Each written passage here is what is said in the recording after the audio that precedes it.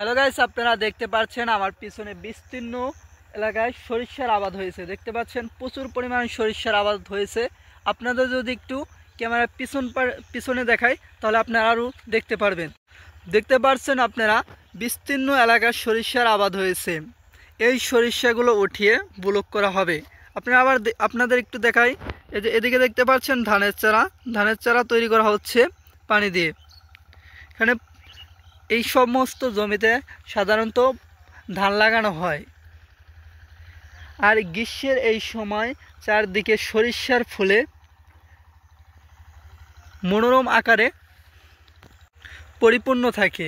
আপনাদের একটু এদিকে দেখাই, দেখেন রসুন ক্ষেত।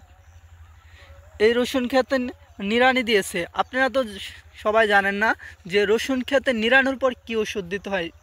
রসুন ক্ষেতে নিড়ানোর পর সাধারণত রিডোমিল গোল্ড আর স্কোরটা দিলে আপনার ভালো রকম কাজ করে। আপনারা রিডোমিল গোল্ড আর স্কোরটা দিতে পারেন। স্কোরটা দিলে আপনার কি করবে, রসুনের গাছকে খাড়া এবং শক্ত ও মজবুত করবে। গাইস, আপনাদের এলাকায় রসুন খেতে কী ওষুধ দেয় এবং কী ওষুধে ভালো কাজ করে একটু কমেন্টের মাধ্যমে জানাবেন, এবং ভিডিওটি কেমন লাগলো একটু জানাবেন বিস্তারিত।